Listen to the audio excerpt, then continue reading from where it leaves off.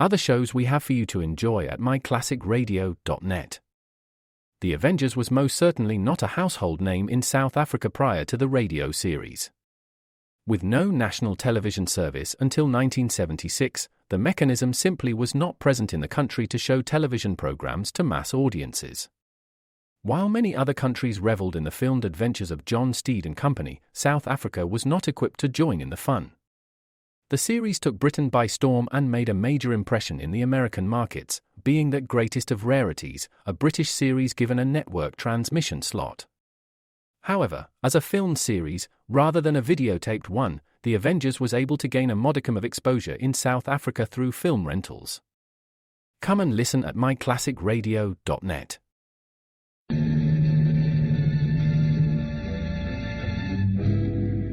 Dangerous Assignment. Transcribed, starring Brian Donlevy as Steve Mitchell.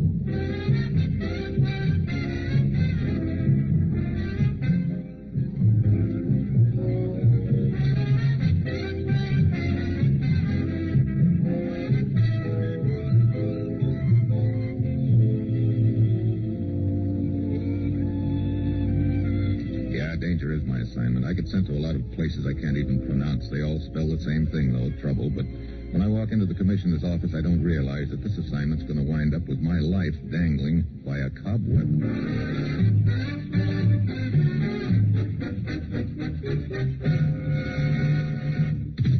Morning, Commissioner. You sent for me? Steve, you remember Anthony Tagu? Sure. Big shot racketeer, headed an international crime syndicate. He was deported to the Balkans several years ago, wasn't he? As you know, he managed to slip into Canada late last year. Was killed there in an auto accident. Right.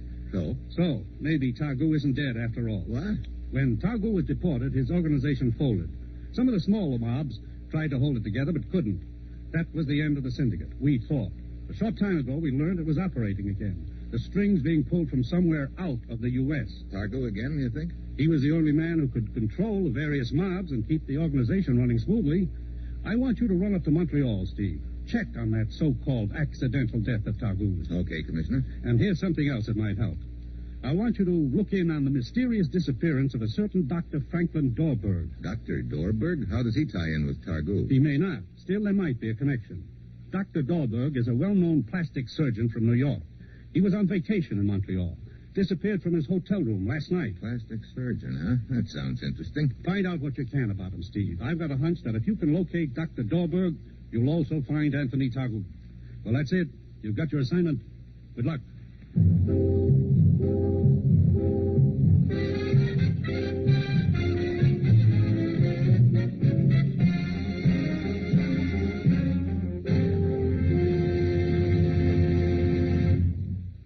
The National Broadcasting Company is presenting Dangerous Assignment, starring Brian Donlevy in the role of Steve Mitchell, colorful two-fisted government agent.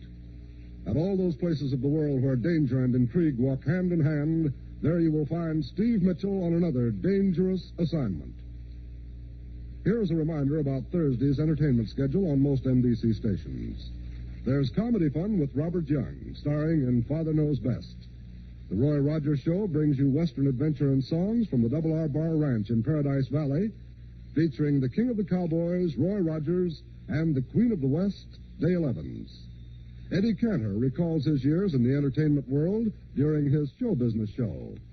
And Judy Canova invites you to mythical Cactus Junction for 30 minutes of fun.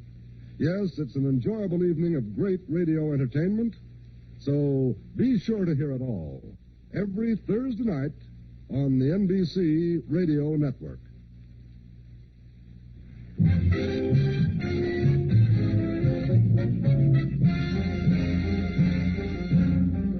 Sure, I've got my assignment. Get up to Montreal and check on a couple of items. Item 1, the accidental death of the notorious racketeer Anthony Tagu. Item 2, the mysterious disappearance of a well-known plastic surgeon named Dr. Dorberg. If there's a tie-up between the two, it could mean that Tagu is still alive, still masterminding an international crime syndicate.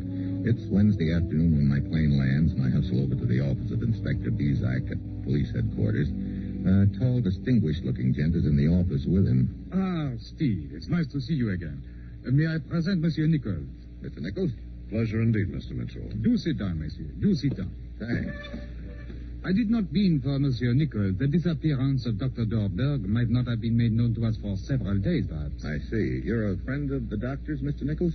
I met him a short time ago at a dinner given by a mutual acquaintance here in Montreal. Doctor and I had planned to attend a concert last night. Your government, Monsieur Mitchell, thinks there is some connection between the doctor's disappearance and Anthony Targout? There could be, Inspector. Targout, who is he? An international gangster, Mr. Nichols. He is supposed to have died in an auto accident 6 months ago. We're not sure he did. Inspector, did your department identify Targout after the accident? No, the crash was most severe. The car caught fire. Positive identification was not possible. We have only Anna Melnick's testimony. Anna Melnick, who's she? Targout's girlfriend. She was with him at the time of the accident. Fortunately, she was thrown clear. I see. Does she live here in Montreal? No. In a town called Drummond, across the river some 50 miles east of here. Targout is buried in the cemetery there. Forgive me, but I don't seem to understand. You seem more concerned about a dead gangster and a woman named Melnick. Because it might lead us to Dr. Dorberg. But how? I fail to see. Let's assume that Targout is alive, that he wants to get back into the States. He can't because he'd be too easily recognized, so he arranges to have his face remodeled. I see. Dr. Dorberg being a well-known plastic surgeon. I say that could be it, couldn't it? Yeah, could be, Mr. Nichols, could be.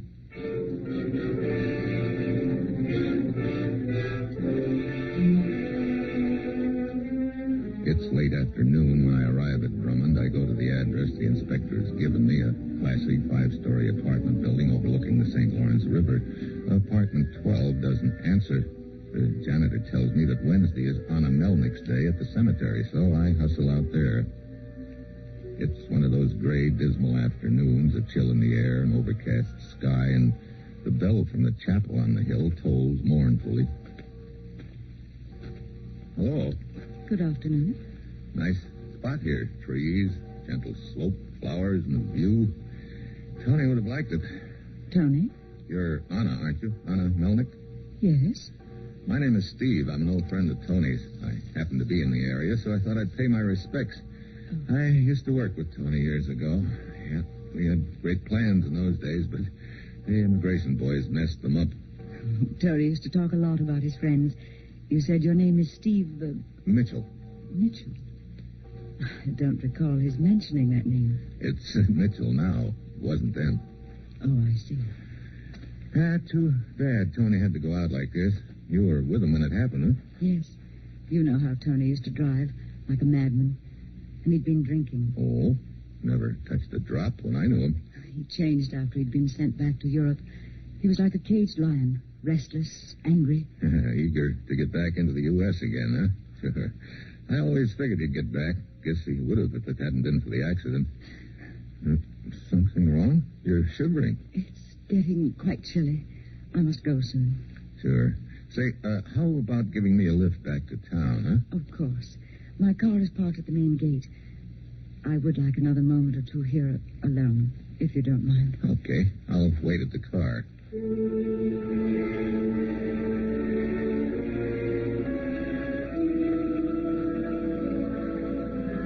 I stroll on down to the gate and look back up the hillside. Yeah, it's a touching scene, all right. Anna standing at the foot of Tony's grave, and she's dabbing her cheek with a handkerchief. Somehow, the picture looks as phony as a $3 bill. Finally, she walks down to the gate, and we hop into her car. She not only drives me back to town, but invites me upstairs to her apartment for a drink. We make some pleasant conversation, and then she takes something out of a desk drawer. I thought you might be interested in this, Steve. Oh, photograph album, huh? Mm-hmm. Yeah, he sure liked photographs, as long as they weren't of him. Smart he was. Here, let me sit by you. Sure. You will recognize many of his friends. Your friends, too. Oh, here. Look at this one. A photograph of Tony's car. The Mercedes he bought in 37. Look, isn't that Guido behind the wheel? I can't make it out. Sort of blurred. Oh, there's another photo of Guido in here. Let me see if I can find it. We spend the next few minutes thumbing through the old photo album. I recognize a few of Tony's henchmen, but not as many as I should, and I'm not so sure I'm coming up with all the right answers. She's testing me out, I know, and finally she gets up, slams the album closed. From the look on her face, I know I haven't made a passing grade. You're wasting your time, Mr. Mitchell, or whatever your name is. Hey, what's the matter, baby? Lies. Lies, that's all you've been telling me. You're no friend of Tony's. Who are you? Oh, look. Shall I guess? A reporter, perhaps? Or a policeman? Oh, yes, you heard those stupid rumors that Tony's still alive. Of course. That's why you're here. So a guy hears rumors. So, being an old friend of Tony's, I got a little curious, maybe. He's dead. Don't you understand? He's dead. Okay, if you say so, Anna. Why get all steamed up about it? Oh, leave me alone, why don't you? Get out. Please, get out. Sure. Oh, Anna, What is it? thanks for the drink. Get out! The bass whistles past my ear and crashes against the wall as I duck into the alcove. On the way out, I flip the catch on the lock and then close the door. I wait outside in the hall for a moment, then ease the door open. I can hear Anna dialing the telephone. I slip into the alcove again. Yes, only a moment ago. I think it was a reporter, probably. What? Well, never mind. I'll see to it myself. Pick me up there in 20 minutes. Yes. Very well. I ease out of the apartment fast, hurry downstairs, and wait in the shadows across the street. When Anna comes out, I trail her half a dozen blocks to a small brick front building. The brass plate on the door reads C.J. Morrison and Sons, Morticians. I duck out of sight and wait. Anna doesn't come out. No one goes in. When I think I've waited long enough, I move inside the building and down the long, dimly lit corridor. The door at the far end of the corridor is opened slightly. Papers are scattered all over the office, and in the middle of it all, a gent sprawled out on the floor. Here, take it easy, Buster. What happened? Oh, someone struck me from behind. What is all this? My papers are scattered. Look, did you handle the funeral arrangements for a man named Anthony Targoux? He died in an auto accident 6 months ago. Targoux? Yes, Targoux. You have a file on him? Of course. You sure of that? Oh, yes. We keep a file on all here. In this cabinet, here. Well, it's been opened. Wait a moment. I don't understand. Don't tell me, I know. The file on Anthony Targoux is missing. Yes, it's gone.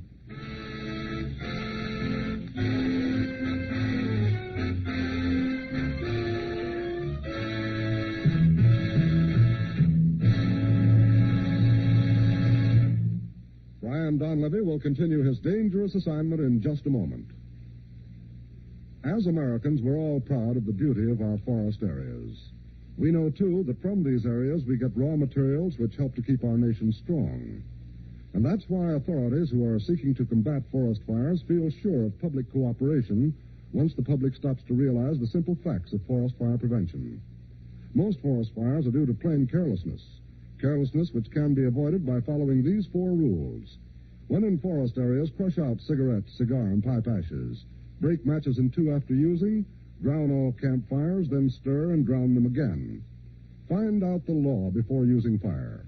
By remembering and practicing these rules, we can all play a part in reducing the number of forest fires, thus saving lives and property. So, if you visit a forest area during your vacation, do your part for fire prevention. If you live or work in a forest area, be mindful of the 4 rules we mentioned. If we all work together, we can stop this shameful waste.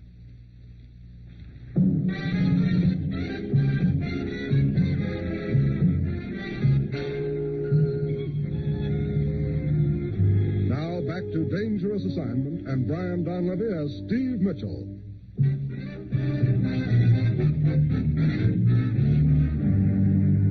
I head back to Anna's apartment. The door is unlocked. I slip inside and give the place a fast frisk, but I don't find anything to give me a lead. I pick up the phone to check with Inspector Bizot, but just then I hear footsteps out in the hall. In the mirror, I see the door in the alcove. It opens slowly. I get behind it, ready to jump. Inspector. What? Oh, Steve. I was just going to phone you. Where is the young lady, Anna Melnick? I don't know, but it looks like Targoux is alive, all right. Oh, yes. Oh, did you dig up something, too? Come. There are 2 men outside in my car. I'm sure you'll be interested in talking to them. Oh? Mm-hmm. One is a man named Gus Jessup who drives a grocery delivery truck. The other one is Dr. Dorberg. Dorberg. Hey, he walked into my office 10 minutes ago. Had he been kidnapped? Indeed he had. Here we are. Dr. Dorberg, Monsieur Jessup, Monsieur Mitchell. Gentlemen? Hello, Mr. Mitchell. Dr. Dorberg, suppose you tell Monsieur Mitchell what happened. Yes, of course. First, I should say it was Mr. Jessup here who helped me escape. I was just delivering some groceries to the villa when I met the doctor in the cellar. Dr. Dorberg, maybe you'd better start at the beginning, huh? Yes, all right. But I was seized by two men and I was taken to a large villa. I was locked in a room for the rest of the night. Did you see anybody? Only a guard who warned me that this time I had better do a good job or I would get what the last doctor did. I see. He didn't say what kind of a job. No, but he seemed to know I am a plastic surgeon. Go on. This morning I got a glimpse of a man in the grounds. His face was all covered with bandages. How did you escape? Well, the guard brought me food on a tray, and as he went out, the door latch did not engage, and he did not notice it. I slipped out into the hall, but I could see the grounds were guarded, so I went down to the basement to wait a better chance. That's when Mr. Jessup here came along. I take it we're heading for that villa now, Inspector. We are.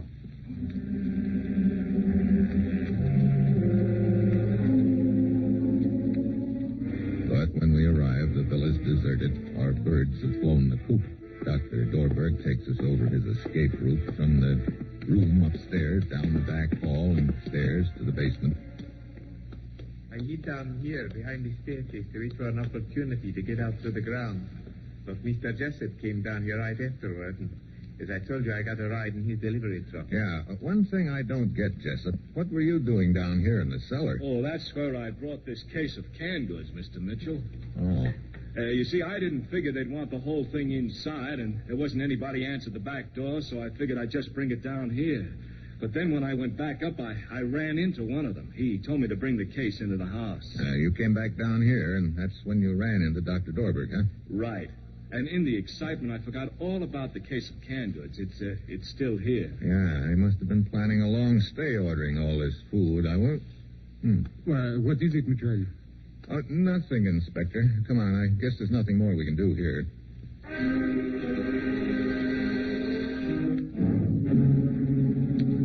We drive back into the city and drop Gus Jessup off at his store. Then, as the inspector pulls away from the curb, I motion him to turn at the first corner. But why here, Mitchell? Pull up and let me out, huh? But I don't understand. I'm going to keep an eye on Jessup's store. But why? Either he was lying to us or you fellas grow the fastest spiders in the world up here. Spiders? Yeah. Back in the cellar of the villa, he told us he'd just delivered that case of canned goods a couple of hours before. And there were cobwebs on it? Yeah, over at one corner. A cobweb between the case and the wall. I see. Very well. I will be at police headquarters if you need me. Good. If my hunch about this deal is right, I may need you in a big hurry.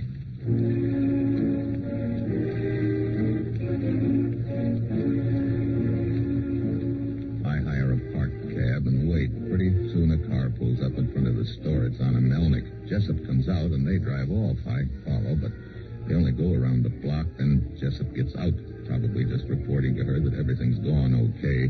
I tail Anna out of the city to another large villa. Then I find a nearby phone box and call Inspector Bizak. Anna Melnick, you say? Yeah. Seeing her started this deal sliding into place. It also explains something that's been pecking away at the back of my brain for quite a while. That mirror back at her apartment. What do you mean? I'll explain when there's more time. Right now, I'm just calling to invite you to the party. Very bien. I've written down the directions. I'll be there in 10 minutes. But I figure I can't wait that long. I don't want them to fly the coop again. I go back to the villa and circle it. I find an open window and slip inside. I hear voices in the next room. I ease the door open a crack. There are three people. Anna, a guy I recognize as a racketeer from the States named Keller, and a third guy with bandages completely covering his face. Pretty soon, Anna and Keller leave. I ease up behind the guy with the bandages and clamp a hand over his mouth. He kicks over a lamp. Keller's back into the room fast, and his gun's even faster. The slug creases my shoulder and knocks me back against the wall. Okay, muscle boy, just hold her right there. Are you okay, boss? good. Well, the nosy reporter again. He's no reporter. He's a government agent named Mitchell. He helped put me away once. Yeah, but not for long enough, it looks like, Keller. You made the trip to confer with Targu here, huh? Keller, as long as you're an old friend of Mitchell's, maybe you should take care of him. I'd be glad to. The boss and I will go on to Quebec. After you get rid of Mitchell, you'd better get back to New York. We'll contact you there. Okay. Well, come on, sucker. You got a little ride staring you in the face. I don't doubt it. But the way it looks to me, I'm not the only sucker around here, Keller. Meaning? Meaning you. Oh, come on, Keller. He's just trying to stall. Am I? You're getting taken for a ride just as much as I am, Keller. Who do you think this guy with the bandages on his face is? It's Targo. So what? So guess again. Targo's dead. He's talking crazy, Keller. Then why are you getting nervous, Anna? Look, Keller, she and her bandaged boyfriend here have set up the whole phony deal to cash in on the magic name of Targo, to get the old mob started again and collect a percentage. Keller, I tell you Just that... a minute, Anna. All right, keep talking, Mitchell. Keep talking. The kidnapping of Dr. Dorberg was rigged, just like his escape, to make everyone think Targo was still alive to run his syndicate. That's a lie. That telephone conversation of yours, Anna, the one that sent me to the morgue where you copped the file, that was also rigged. I found out later you could see me in the mirror when I thought I was hidden in the alcove. This whole deal has been staged for one purpose, to make it look like this gent here with the bandages is Targo. No. Wait a minute, Anna. You told me the reason he couldn't talk much was on account of the bandages, the plastic surgery around his mouth. That's true. Yeah, but his handwriting looked like the real McCoy. Anna was Targo's girlfriend. She knew his handwriting and could have faked it. No. And he seemed to know everything about the outfit. Anna could have told him. Oh, shut up. You know, I think maybe we better have a little look behind those bandages. No, Keller. Get back. Suddenly, the guy with the bandages has a gun in his hand. Keller flips his own gun up for a shot, but he's too late. I dive at the guy, crack his gun loose. Anna runs out of the room. I get a knee in the breadbasket and knocks me back against the wall. He whirls and heads for the door, but I take off and nail him with a diving tackle. His head connects hard with the wall. He folds. Mitchell! Mitchell! Yeah, Inspector. Anna. No, don't worry. We caught her, and we also picked up Gus Jessup. Good. Well, that should be the crop. Now, we'll see who the gent under the bandages is. Why, it's Nichols.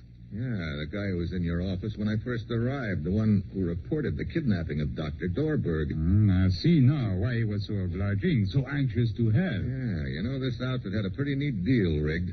And if I hadn't spotted that cobweb on the case of canned goods, they might have gotten away with it. But that little cobweb sort of loused them up, or I should say, cobbed up the deal for them.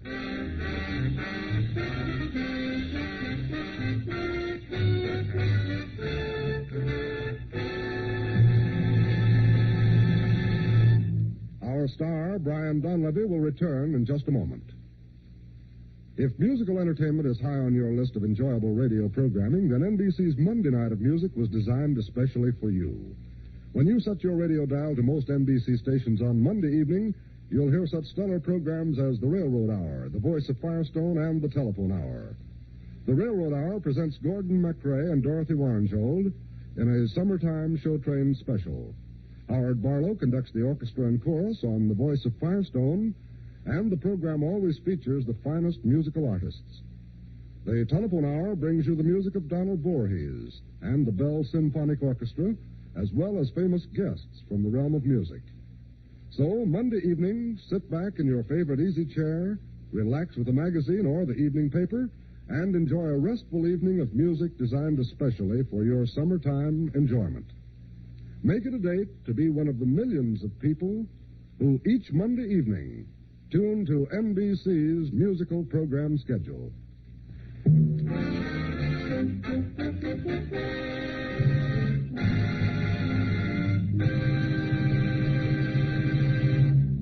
Next week, Indochina. I have a date with a bomb. And that will be Steve Mitchell's dangerous assignment next week.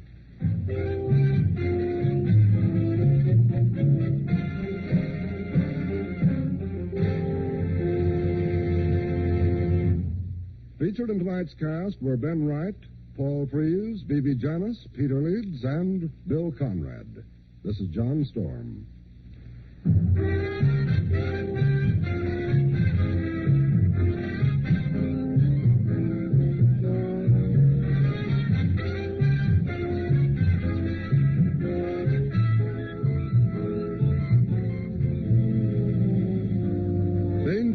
Assignment, starring Brian Donlevy as Steve Mitchell with Herb Butterfield as the commissioner, is an NBC Radio Network production written by Bob Reif and Adrian Jondeau and directed by Bill Karn. Be with us again next week at this same time when Brian Donlevy, starring in the role of Steve Mitchell, will embark on another transcribed Dangerous Assignment.